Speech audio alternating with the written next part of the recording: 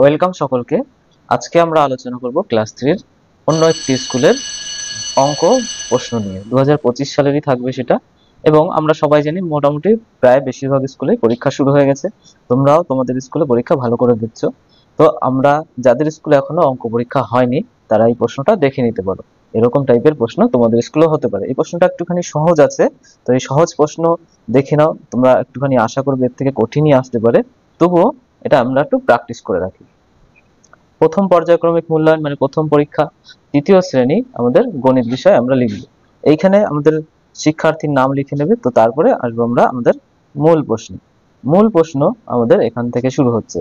এখানে আমাদের বলেছে কার্ড এঁকে সংখ্যা তৈরি করো, কথায় লেখো। তোমরা কার্ড এঁকে সংখ্যা লিখবো এবং কথায়, তার মানে তিনটে আমাদের 100 রয়েছে। আমরা 100 তিনটে লিখবো। 100 একটা, আরেকটা 100 এবং আরেকটা 100, তিনটে 100 লিখবো। তারপরে দুটো দশকের ঘরে 2 রয়েছে, তার মানে দুটো বক্স আঁকবো। বক্স আমাদের দেওয়া রয়েছে, তাহলে একটা 10 এবং আরেকটা 10, দুটো 10 দিয়ে আমরা এরকম করে নেবো। এবং এককের ঘরে একটাই রয়েছে, ত্রিভুজ আমাদের একটাই হবে। এরকম হলো। এবার এটা 321 লিখে দেবো। 321। এবার আসছে আমাদের 732। আমরা জানি শতকের ঘরে 7 রয়েছে, তাহলে আমাদের শতকের ঘরে 7 হবে। 7টা এরকম গোল দিতে হবে।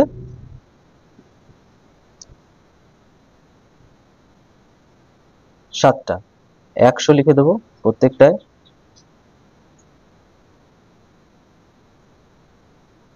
এরকম করে তোমরা লিখে দেবে। তারপরে আমাদের তিনটে বক্স হবে, যাতে করে আমরা লিখতে পারবো।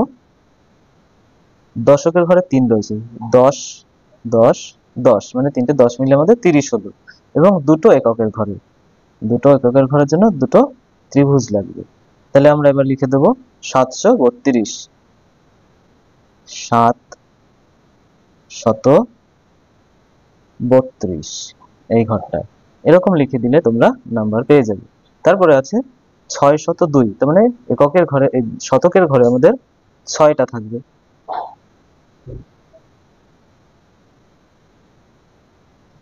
100 100 100 100 100 এবং 100 লিখে নিলাম।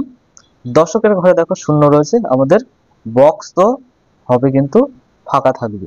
আবার এককের ঘরে 2 রয়েছে, তো এককের ঘরের জন্য আমি দুটো ত্রিভুজ এঁকে নেবো, 1 এবং 1। তাহলে লিখবো কত? 602। 602 এরকম লিখে দেবো আমাদের। এটা হয়ে গেল। এবার শতকের ঘরে 2 রয়েছে, আমি শতকের ঘরে 2টা দিয়ে দিলাম। দশকের ঘরেও 2টো রয়েছে, আমি দশকের ঘরেও 2টো দেব। এবং এককের ঘরে 5টা রয়েছে, 1 লিখে দেব। 1, তাহলে এটা 225। 225। আশা করি তোমরা বুঝতে পেরেছো।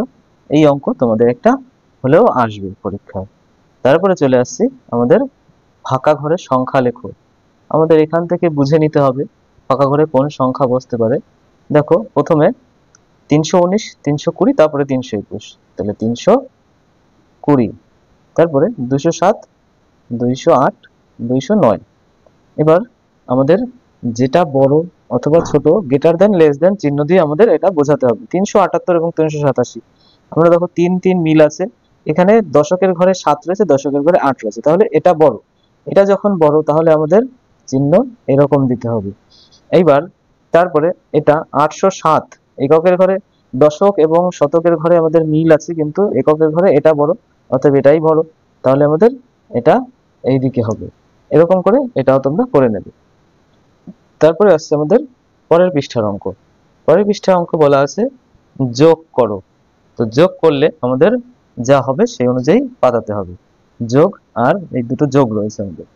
5 আর 0 যোগ করলে 5 হবে। 7 আর 4 যোগ করলে 11 হয়, 11-র 1 হাতে আমাদের 1 থাকে, সেই 1 এখানে লেখার কথা বলা হবে, উপরে লিখতে হবে। এবং 5 আর 1 6, এরকম করেই তোমাদের লিখতে হবে। তারপরে আসছে আমাদের এই অঙ্কটা, 9 আর 7 যোগ করলে হয় 16, 16-র 6 হাতে আমাদের 1 থাকে, উপরে 1 লিখে দেবে, সেই 1 এর সাথে যোগ করলে হয় 1 আর 0 1 হবে, এবং 7 আর 1 8, 816 হবে। এইভাবে তোমরা যোগ করে দেবে।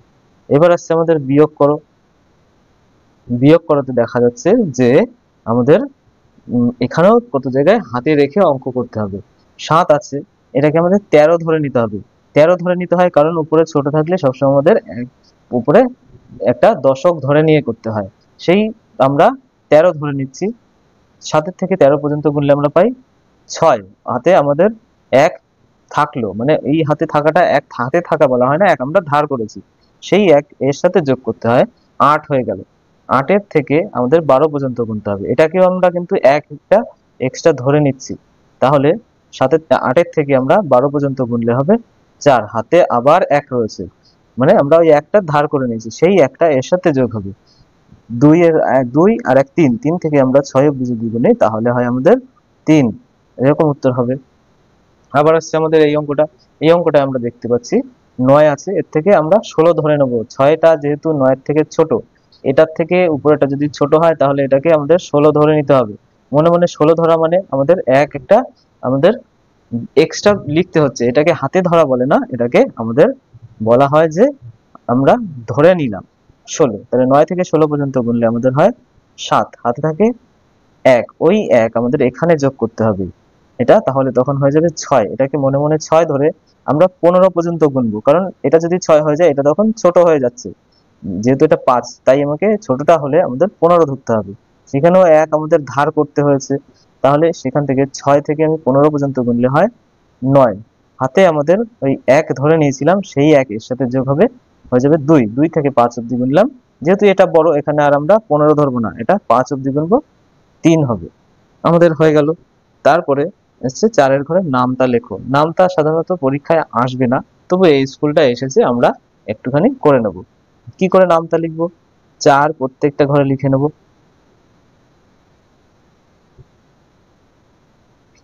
1 2 3 4 5 6 7 8 9 10, 4 দুগুণে 8, 3 4 12, 4 4 16, 4 5 20, 4 6 24, 4 7 28, 4 8 32 এবং 4 9 36, 4 10 40, এরকম লিখলে হবে। তোমাদের নামটা সাধারণত আসবে না, তবুও তোমরা দেখে নেবে। এই হলো আমাদের কিছু প্রশ্ন। এবার আমাদের এই প্রশ্নের মধ্যে কোন প্রশ্নগুলো তোমাদের স্কুলে আসতে পারে সেগুলো হলো গিয়ে এই বিয়োগ আসতে পারে, এই যোগ আসতে পারে, প্রশ্নের অঙ্ক আসতে পারে। প্রশ্নের অঙ্ক আমরা অন্য জায়গা থেকে দেখে নেব, এবং এই একটা আসবেই, এবং এটা না আসুক এইগুলো আমাদের অবশ্যই আসবে। এইগুলো ভালো করে শিখে যেতে হবে, এইগুলো আমাদের অবশ্যই আসবে, ভেরি ভেরি ইম্পর্টেন্ট। তোমরা এগুলো ভালো করে নেবে, এবং তোমাদের অন্যান্য প্রশ্নের উত্তরের জন্য তোমরা এই চ্যানেলটি অবশ্যই সাবস্ক্রাইব করে নেবে, যাতে করে তোমরা পরবর্তী প্রশ্নগুলো পেতে পারো, অথবা পরবর্তী যে পরীক্ষা হবে সেকেন্ড পরীক্ষার প্রশ্নগুলো আমরা দিয়ে থাকবো সেখানে, তার জন্য তোমরা চ্যানেলটি সাবস্ক্রাইব করে নেবে। এবং অন্যান্য যে অনুশীলনের জন্য অসুবিধা হতে পারে সেই অসুবিধার সমস্ত প্রশ্নের উত্তর আমরা দিয়ে দেবো, তার জন্য তোমরা চ্যানেলটা সাবস্ক্রাইব করে নেবে। ধন্যবাদ।